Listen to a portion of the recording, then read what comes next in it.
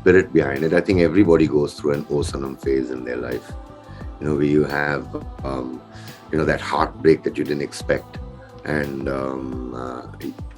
you expect a lot of things when you're growing up, and then all of a sudden it's not there. And आपने ही अपने एक interview में कहा था, अगर ज्यादा दिखूंगा तो लोग थक जाएंगे. Of course. अगर कम दिखूंगा, थोड़े टाइम पीरियड बाद दिखूंगा तो एक इंटरेस्ट लेवल रहेगा. Is that the philosophy of your life as well? Yeah, if you're too much in the face, then you just like, ghar ki murgi dal barabar. It is that. You should not become too common. With your work should not become common. Yes, there was a day when my father was sitting all alone in his house on the farm, and he was old at that time, and I just said, "Dad, let's make a song together." It was just something to do with my dad. And then he just said, "Okay, write this down. Duniya ke samandar mein dekhi tinke ki tarah." Yes. And after that, he went into doing something else. He just started that out, but that kind of like stuck with. He said a very big thing. He said that in this sea of life, I'm nothing. And for me, my dad was everything. And everybody who was anybody in the academics wanted to get married to, So, but we were such kids, it was just something. The nuns got very freaked out about it. What? You're talking about marriage? Stand up on the chair. And I'm going to write to your parents and tell them that you want it. So that, it kind of freaked us out also at that time. There's one photo that I found. Would you like to tell us what was the story behind this? I'm playing Tissa. Yes. Tissa and his Buddhist experience with Raja Ashok. And Tissa was this very spoiled brother of Raja Ashok. And he was a bit of a rotter, basically. And he has an experience in life, a life-changing experience. After his brother goes to the war in Kalinga, and there's so much death, but he cannot take it, so he goes to seek peace, because he cannot understand, this concept of death. Like it was Siddhartha's experience of, when he realized that he has to die one day.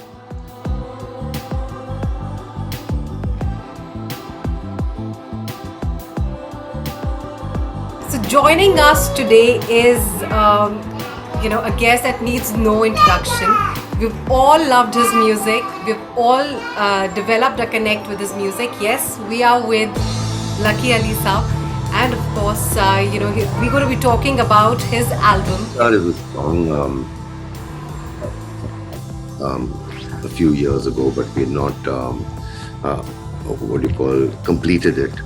So during the pandemic, we decided that we should put it together and put our tracks together and get them released. So Mikey took the initiative and started working on it.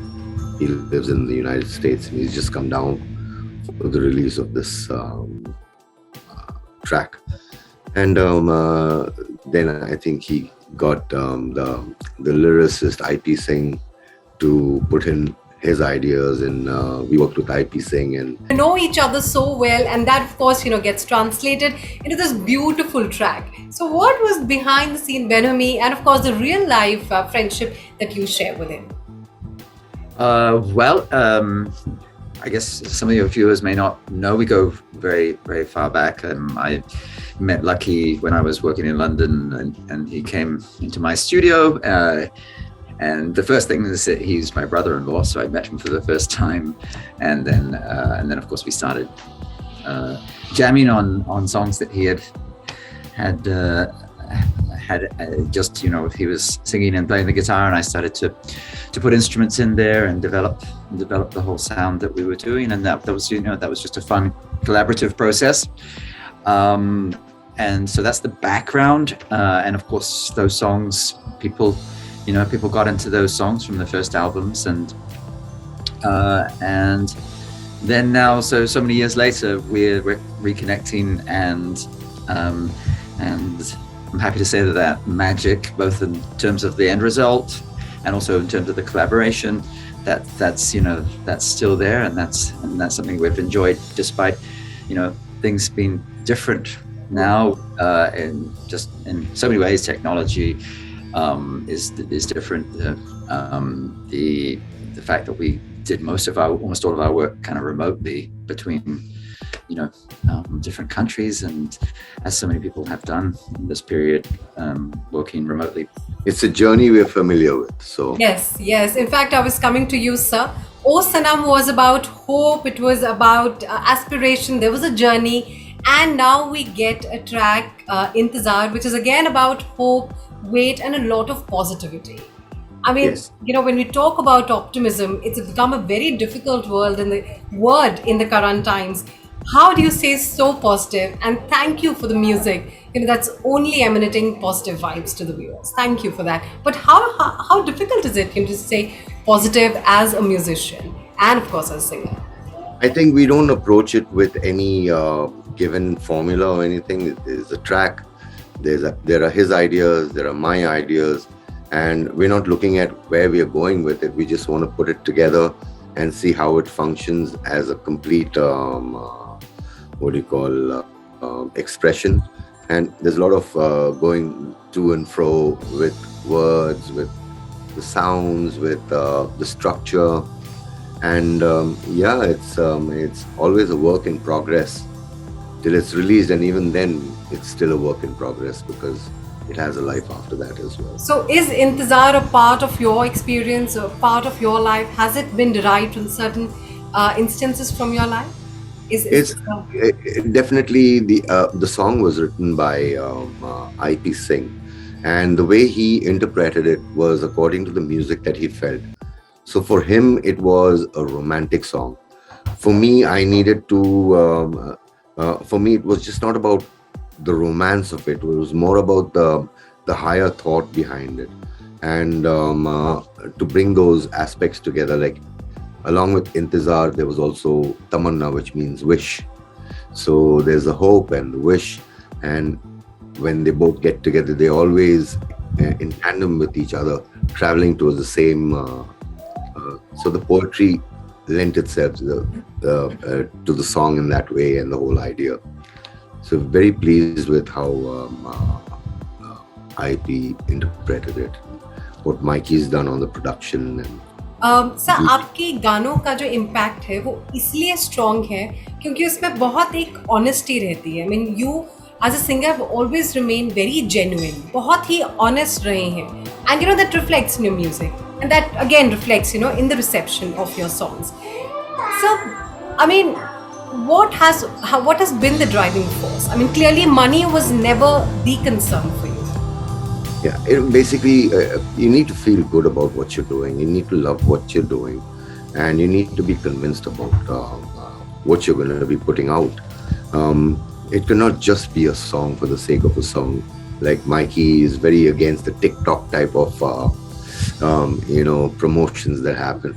So it is. I mean, of course it is, because that's popular. That's popular stuff, and very commercial stuff, and cut and paste and all that stuff. But over here, it was he was playing the guitar, getting certain sounds out, and going with that that vibe. So yeah, so that's the experience on the song. Something that we're used to, but of course there was distances and time zones to and those were the hurdles basically. We love you for all the tracks that you've composed, but we really love you for the romance in your music. You remember the first time you felt you were in love, deeply in love? What was that like? ये जमाना के दिल है खिलौना, जाना है अब क्या है दिल का लगाना. That was a breakup, because the whole world has an opinion about your I mean, especially if amongst people you grow up with, and everyone has an opinion about your life and the times that you can't explain what you feel. So Aslam put it down very beautifully, that the world thinks your heart is a toy to play around with. But is it true, I was listening to one of your interviews, is it true that back in your school, there was the first crush that had happened and every kid wanted to marry this one girl. I just wanted to know if that story is true. Yes, it was Sunita Bahuguna. I mean, she was so beautiful, but that was class 4, yeah. You understand what I mean? And and everybody who was anybody in the academics wanted to get married to her, So, but we were such kids, it was just something. The nuns got very freaked out about it. What? You're talking about marriage? Stand up on the chair. And I'm going to write to your parents and like tell them that you want it. So that, it kind of like freaked us out also at that time. But yeah, I mean, those thoughts are very prevalent, and the kind of, because you glean from your experiences or your thoughts of growing up, and then you put that together. And back in school, you would have lunch with Johnny Walker kids. Their children, and you grew up aspiring to be in Navy. Then you did a lot of interesting jobs. There was about carpet cleansing process. Yeah, carpet cleaning. Yeah, Yes. I did that for a while. I worked on the oil rigs. I picked up horse poop in America. So whole varied experience, which only helped me to actually bring things together. And I had a very good writer like Aslam, who understands what you're trying to say. And then musically, Mikey is like, he catches the spirit of the tune, and that's how he develops it. So there's always a break. We all wait for your song to arrive.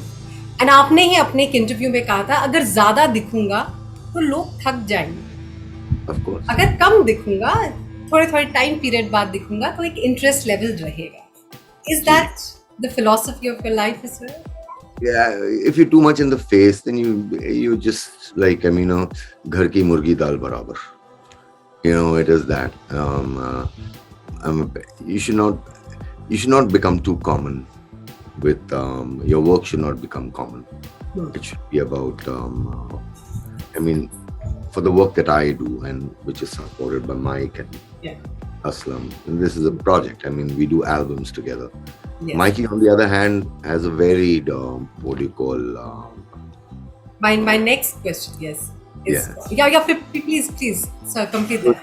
He's more used to the rough and tumble existence of music in different genres and different places, different expectations. But when we work together, it's more of an emotional connect. It's about like it's not about getting the work done soon. It's about getting it done right, and so that everybody's comfortable, we singing it comfortably, and things are like moving in the right direction. So all of this is taking a toll on you? The concerts, interviews, release, all of that?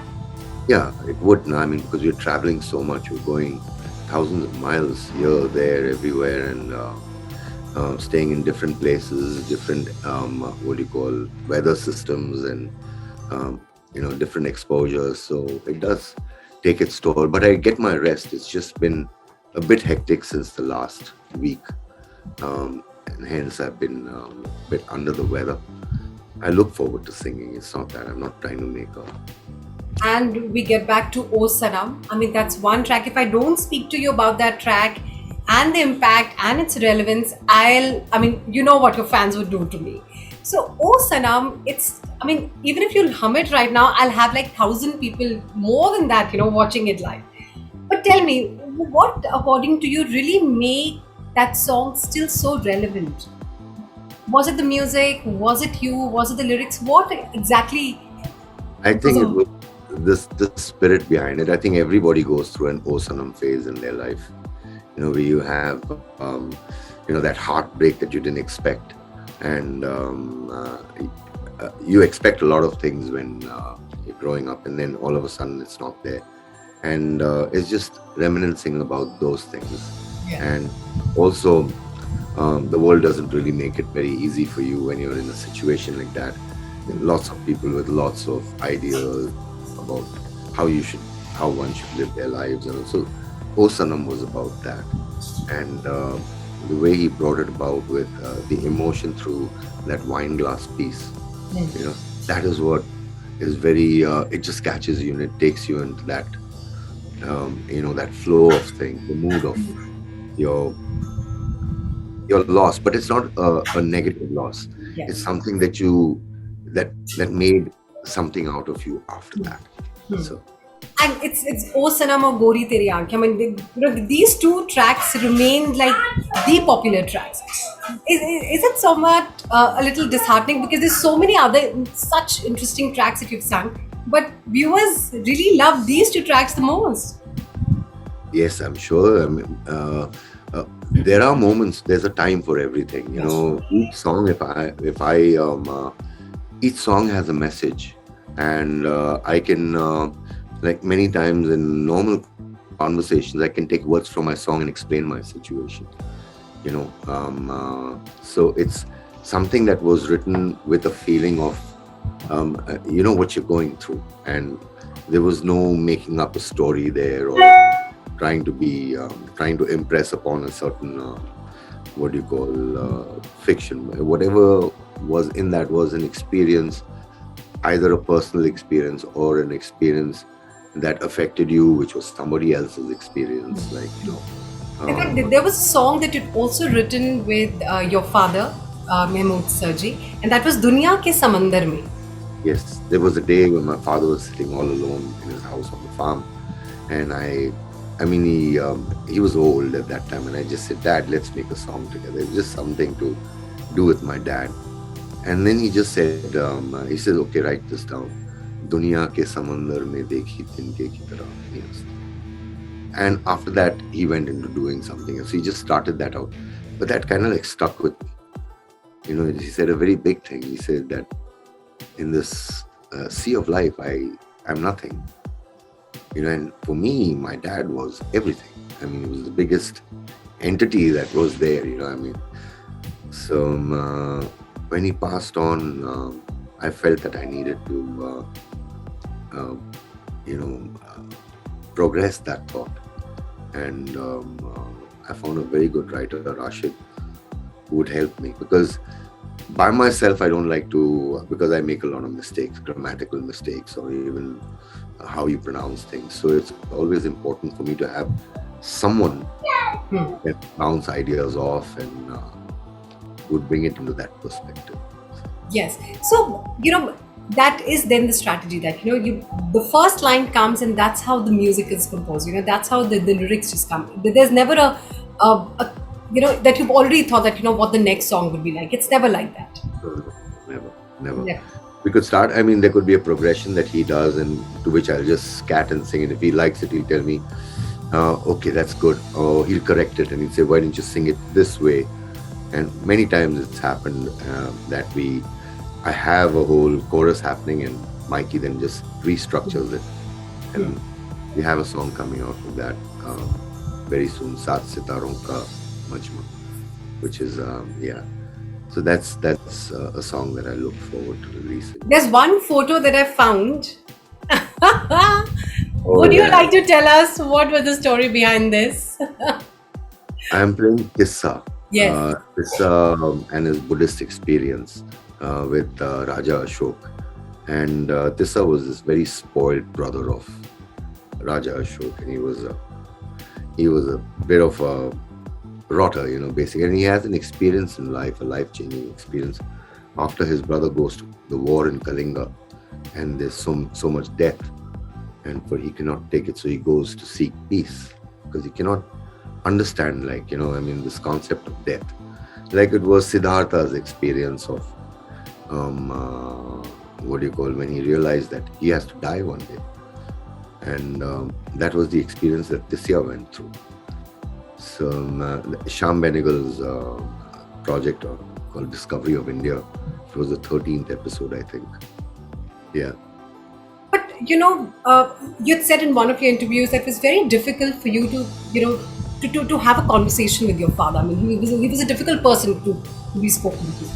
Yeah, And then, yeah. But later on in life, there were times when I could, communicate with him. When he was alone, when he was surrounded by people, it was very difficult to get through to him. And as Meena Kumar's nephew, I mean, you had just the right platform to be in films as well. I mean, you acted as a child artist as well, but that Yes. that was never the dream. I mean, I Bollywood didn't. never. Yeah, I didn't want to be an actor. Yeah. Basically, I just I enjoyed music, Hmm. and nature took me to The- my brother-in-law here. I mean, he was there. So that happened during the first album itself. So for me, I've been spoiled right from the beginning. Hmm. And, So nature has always been. I mean, that's what you've maintained, that it's nature. Your connect with nature was something that also led to music. Because even in school, you would just go into the hills and yes, just Missouri. be with nature. Yes. I used to bunk school, specifically go down to the tributary, and there'd be all these mountains, and then you'd sing and you romanticize. But when you'd hear your voice coming back, Hmm. Hmm. but in school, I was not known as a singer. I was in the choir in the Yeah. fifth. Hmm. So And in Bombay Scottish, in there was Bombay, a very embarrassing moment. yes, I got demoted in the history of that school. But that was good. Even Einstein had wore a dunce cap. I Yeah. mean, it's, you know, Yes. So just the last request. I can we just hear "Oh Sanam" only if 2 lines? I mean, I know I'll be killed if I don't get this. my bro. I'm going to sing it in baritone. Yeah. Yes. Voice. समझो समझो जमाना ये दिल है खिलौना जाना है क्या है दिल का लगाना नजरों से अपना हमको मिलाना मर्जी है तो भूल न जाना